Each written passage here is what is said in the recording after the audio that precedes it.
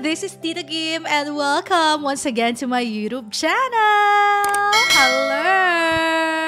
Maganda pa ako sa inyong lahat. Charot! Hindi, mas maganda kayong lahat, syempre pa. At napakaganda talaga ng araw natin ngayon dahil marami na naman tayong mga pag-uusapan na sigurado na naman akong may matututunan na naman kayo ng bonggang-bongga. And una na nga sa listahan natin ngayong episode na ito ay ang salitang P. Priority. Yan. Usapang priority tayo ngayon and I know marami sa inyong gustong pag-usapan ito dahil madalas din talaga itong nagiging problema sa isang relasyon, 'di ba? Actually, parang lahat naman talaga ng relationship dumadaan dito. Well, kung lagi kang feeling prioritized by your partner, edi congratulations sa iyo. Pero meron namang mga tao talagang naghihimutok na parang, Tita Kim, bakit parang hindi ako parte ng priorities niya. Oh, 'di ba? Bakit nga ba mahalagang pag-usapan yung priority? Kasi po, kapag mahal natin ang isang tao, 'di ba? It is not just an obligation, but it is also pleasing na pinaparamdam natin doon sa tao na parte siya ng priorities natin. Kasi kung sinasabi nating mahal natin yung tao pero hindi siya part ng priority natin, parang walang connect, di ba? Parang hindi magmamatch yun. Kapag sinabi mong mahal mo yung isang tao, dapat part siya ng priorities mo kasi nga mahal mo siya, di ba? Like for example, noong mga oras na nililigawan ka, o kaya ikaw, naliligaw ka, babae man o lalaki, naliligaw ka, di ba, sa relationship, kahit na gaano kahirap sa schedule, kahit na ang layo-layo niya, talagang mamamasahe ka, sasakay ka ng tricycle, magbabas ka, minsan nga magpi-plane ka pa, para lang puntahan siya kasi mahal mo, di ba? And I know you can relate to that. Kapag mahal mo yung isang tao, parang feeling mo kaya mong gawin lahat. And the fact is, nagiging priority siya automatically kasi mahal mo siya. Ganon yon. Kaya hindi natin pwedeng i-separate or paghiwalayin yung priorities at yung pagmamahal natin sa isang tao. Kasi kapag mahal natin yung isang tao, automatic kasama yan sa priorities natin. Pero ang tanong is, eto, pag-usapan natin. Paano nga ba natin maipaparamdam sa isang tao na parte siya ng priorities natin? Okay, so magandang pag-usapan yan, di ba? Solution-based tayo ngayon. Paano natin masusolusyonan itong issue ng priority? Kasi may mga tao na feeling nila, pina-priority na nila yung partner nila, pero yung partner nila, feeling naman hindi siya pina-priority. So, paano to? Paano natin mariresolve to? Paano natin maipaparamdam sa isang tao na siya ay part ng priorities natin kung sinasabi natin mahal talaga natin siya? Okay, meron akong 5 ibibigay sa inyong mga solusyon kung paano natin maipaparamdam na priority natin ng isang tao. And number 1 na dyan is active listening. Okay? Hindi active talking, active listening. Though mahalaga rin naman yung talking na nagsasalita ka, pero I guess sa isang relasyon, mas mahalaga yung marunong kang makinig. At hindi ka lang marunong makinig, kundi nakikinig ka, na inuunawa mo yung sinasabi ng partner mo at pinakikinggan mo siya with all your heart. Because alam niyo, marami mga tao, they just needed to be heard. Kinakailangan lang nilang marinig sila. Kinakailangan lang nila ng someone na pakikinggan sila, lalo na partner nila sa buhay, di ba? Ang saklap naman nun yung marami kang gustong i-share, tapos sa partner mo hindi ma-i-share. Hindi mo siya ma-i-share sa partner mo kasi nafe-feel mo na yung partner mo ayaw niyang makinig. Kaya nga, dapat sa isang relasyon, i-practice talaga natin yung masusing pakikinig natin sa isa't isa. Pakikinig na may empathy. Pakikinig na inuunawa, ina-understand, di ba? Hindi yung nakikinig ka lang kunwari pero nagsi-cellphone ka, di ba? Nakikinig ka kunwari pero busy ka sa ibang bagay. When we say active listening, you're really there to listen. And you know, importante to sa mga lalaki. Kasi dapat maunawaan nyo, boys, bilang isang girl, syempre girl ako, I cannot speak for the boys, pero girl ako eh. So, sa mga babae kasi, importante sa kanila yung na-affirm, na nakikinig ka doon sa sinasabi nila. Importante yung nakikita at nararamdaman nilang concern ka. Hindi yung nakikinig ka nga, nandyan nga yung tenga mo, pero Dota ka naman ng Dota, o kaya naman Facebook ka naman ng Facebook, di ba? Wala doon yung attention mo. Importante kasi yun na maramdaman ng mga babae. Again, I can just speak in behalf of the girls because I'm a girl, di ba? Hindi ako makakapagsalita ng para sa mga lalaki, kasi hindi naman ako lalaki, pero bilang isang babae, talagang marugdog at talagang gustong-gusto namin yung mga taong actively listening to whatever we're saying. Hindi naman namin kailangan ng solusyon sa lahat ng tinatanong namin. Hindi natin actually kailangan ng solusyon most of the time. Kailangan lang natin ng taong makikinig sa atin. And when you listen to a person actively, you are giving her or him the hint at giving him the assurance that he or she is really a priority. Number 2 na kinakailangan nating dapat matutunan para maiparamdam na priority natin ng isang tao is you always update. Yan, di ba? Kasi lagi talaga tayong nagkakaroon ng problema dyan sa updating na yan. Nakakaloka. Alam niyo kasi kapag kayo ay nasa isang relasyon na, di ba? Mag-partner kayo sa buhay. Ibig sabihin nun, concern kayo sa isa't isa. At ibig sabihin nun, responsibility nyo rin ang isa't isa. So, hindi masama na kinakailangang hingian ka ng update at hindi rin naman siguro makakapag-take ng so much time kung mag-a-update ka rin naman sa partner mo. 'Di ba? Madalas pinag-aawayan to sa isang relationship kasi parang nafe-feel ng isa nakakasakal na kasi nahanapan siya ng update. Pero actually, kapag ikaw may pagkukusa kang mag-update sa partner mo, nararamdaman ng partner mo na priority siya. Hindi yung kung saan-saan ka na nakapunta, ano na yung mga nagawa mo sa buhay, kung saan-saan at kung sino-sino na nakasama mo, hindi pa rin alam ng partner mo ano ang ginagawa mo. I mean, it's not about an issue of trust. Hindi lang yun eh. Actually, hindi yun eh. Hindi yung parang, mag-update ba ako?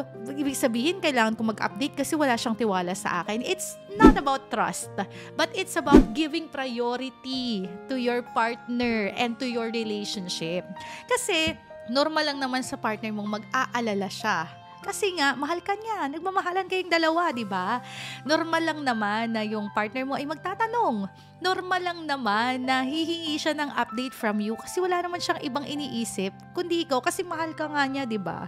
So, wag natin mamasamain kapag yung partner natin ay nanghihingi ng update sa atin or nag-a-ask na, honey, update mo naman ako. Asan ka? Ganyan-ganyan. Sino kasama mo? It's not about having trust issue in a relationship, but it's part of accountability. Diba? Na accountable tayo sa actions ng isa't isa kasi responsibilidad natin ng isa't isa. Kasi mahal natin ang isa't isa kasi priority natin ang isa't isa. And you know what? If you are always updating to your partner, kahit hindi mo sabihin na priority mo siya, ramdam na ramdam ng partner mo na priority mo siya. Kasi you're always updating eh. Alam niyo yung simpleng text, simpleng chat na, mahal, dito na ako sa trabaho. O kaya naman, mahal, labas lang kami saglit ha, ng mga barkada, kakain lang kami sa labas, uuwi ako ng mga 8:00. Ay, mga simpleng ganon. That's a gesture of love na parang pinapakita mo sa partner mo na kahit ano pang mangyari at kahit sino pa ang kasama mo, kahit saan ka pa mapadpad, siya pa rin ang iniisip mo. Oh, sana all. Di ba? Di ba? Kaya importante talaga na nag-a-update tayo sa isang relasyon. Hindi na una ka na makapag-update sa my day mo, nakapag-update ka na sa kung kani-kaninong mga tao. Pero yung jowa mo, hindi alam kung ano ang mga pinanggagawa mo. Magugulat na lang siya isang araw. Ay, napunta ka pala dyan. O kaya naman worse, magugulat na lang siya isang araw na fall in love ka na sa iba. Oh, kasi yun ang mas ina-update mo kaysa sa partner mo. Which is very wrong, di ba? When we say we love a person, when we say that he or she is part of your priorities, there should always be updating. Especially ngayon, ang dami namang means of updating. Hindi katulad nung unang panahon na kinakailangan mong magsulat at ipadala sa kung saan man para lang malaman ng isang tao kung ano ginagawa mo. It will take days and weeks and months. Ngayon, isang click mo lang, di ba? Alam na agad at maipapaalam mo na agad kung ano yung ginagawa mo. Kaya mas mahirap tanggapin ngayon kapag ang isang tao hindi marunong mag-update. Gets nyo ba? Diba? Mas mahirap tanggapin, mas mahirap lunukin ng isang tao hindi mo lang makapag-update sa'yo ng ginagawa niya. Eh, ang daming means of communication ngayon, di ba? Maki-hotspot ka sa katabi mo kung wala ka talagang load, di ba? O kaya naman magpa-load ka, magkano ba naman yung piso para alisin yung alalahanin sa partner mo? Di ba? Ang daming ways ngayon to work out this updating to make someone feel that he or she is a priority. That's why I cannot understand kung bakit magiging source of away ito unless hindi mo talaga priority ang isang tao. Number 3, ayan, pangatlo na paano natin maipaparamdam na priority natin ng isang tao is of course, we make time. Okay? Tandaan nyo yun na, we make time. Hindi lang yung when we have vacant time, kundi we make time. Gagawa talaga tayo ng paraan para magkaroon tayo ng oras sa isang tao. We all have 24 hours a day, 7 days a week. Pare-parehas tayo niyan. Pero alam niyo kung ano yung gagawin ninyo doon sa oras na iyon ay nakadepende sa mga choices ninyo. At hindi natin pwedeng sabihin lagi na, busy kasi ako sa trabaho, may trabaho ako, may gagawin ako. Kasi lahat yun, it's in the power of our hands. Kung ano ang pipiliin natin, di ba? Pipiliin ba nating mag-spend ng time sa barkada natin o pipiliin nating i-date man lang yung jowa natin, di ba? Pipiliin ba natin na maglaro na lang kung saan-saan at kung sino-sino ang kasama o pipiliin nating ilabas na lang yung partner natin? We should make time to our partner. Hindi lang yung dahil na ito na lang yung natitira kong oras kaya ito na lang yung meron tayo. No, baliktad, di ba? Minsan, nadidate lang natin yung isang tao. O kaya naman minsan, nilalabas natin sila, kinakausap natin sila dun sa mga natitirang oras natin, which is wrong. Kasi hindi naman tira-tara yung tao na yan eh. Gets nyo ba? Hindi naman siya dapat last. Dapat nandoon siya sa priorities natin. And therefore, kung priorities natin siya, dapat nagme-make tayo ng time. Nilalagyan talaga natin ng oras. Like for example, ito, Friday night. Friday night is date night. Okay? Walang pwedeng makagalaw niyan, walang ibang mga agenda, walang pwedeng mga extrang gawin dyan, kundi this is a date night na kinakailangan kong i-date yung partner ko kasi mahal ko siya, kasi priority ko siya. At gusto kong maramdaman niya na mahal namin ang isa't isa. Diba? Ganon! You make time when you say na priority mo ang isang tao. Whatever the reasons are, I believe kung gusto mong mangyari ang isang bagay, maraming paraan. Pero kung ayaw mo talaga, maraming dahilan. Number 4, para maiparamdam natin na priority natin ang isang tao is, of course, i-express natin yung feelings natin. Diba? Ilabas natin yung pagmamahal na yon. Marami kasi mga tao na, alam mo, yung personality nila, yung parang nonchalant lang. Yung parang, walang reaksyon, di ba? Walang reaksyon, tapos parang walang nararamdaman. May mga ganun, di ba? But you know, it's very important in a relationship that you express it. Kasi hindi mo mako-communicate sa partner mo na mahal mo siya if you're not expressing it, di ba? In different ways. Iba-iba naman yan ang ways at maraming ways para i-express mo na mahal mo ang isang tao.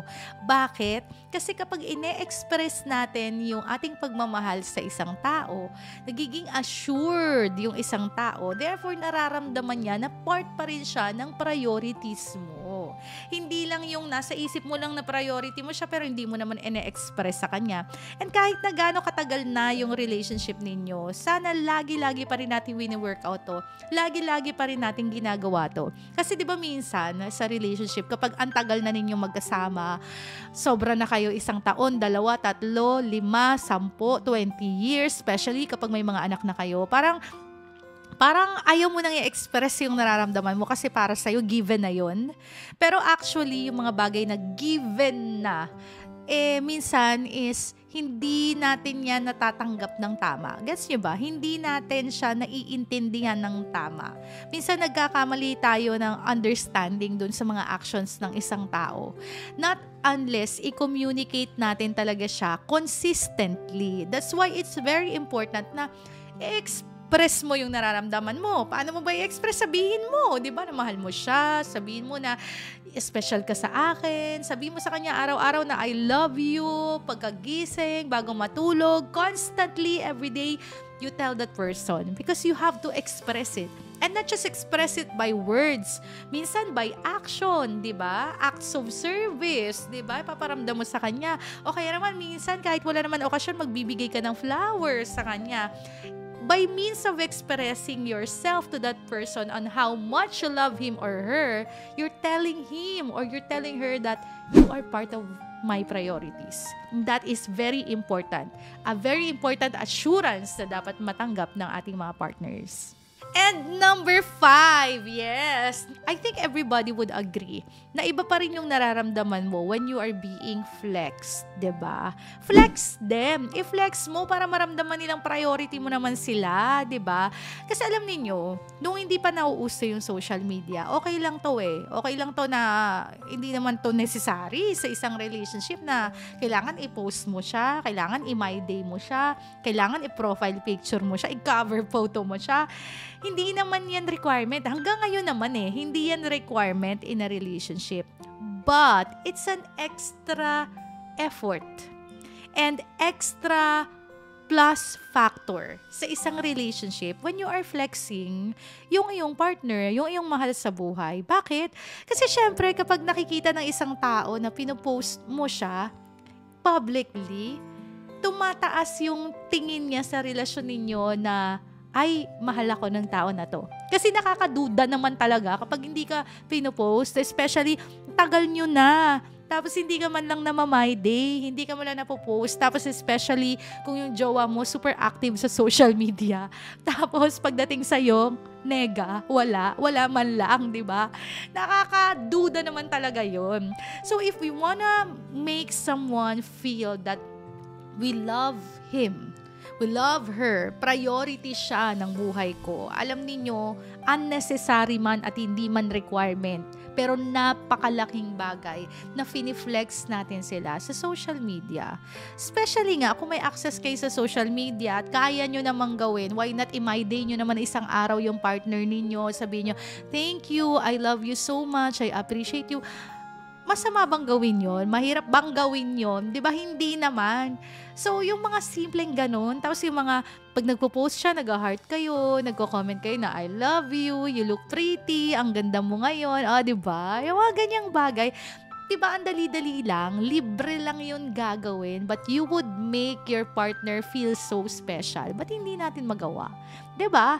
So, with that, kapag gagawin natin yun, flex natin yung taong mahal natin, talagang mas nagiging confident siya sa kanyang sarili at mas nararamdaman niya na siya nga talaga ay part ng iyong priorities. So, ito yung mga 5 tips ko sa inyo. Syempre, hindi lang yan 5. Marami pa yung ways para maiparamdam sa isang tao na priorities siya. Pero for the meantime, ito yung mga alam kong makakatulong din naman talaga sa inyo. So, sana ma-exercise niya ito sa inyong relationship para naman hindi na natin questionin yung salitang priorities. 'Di ba?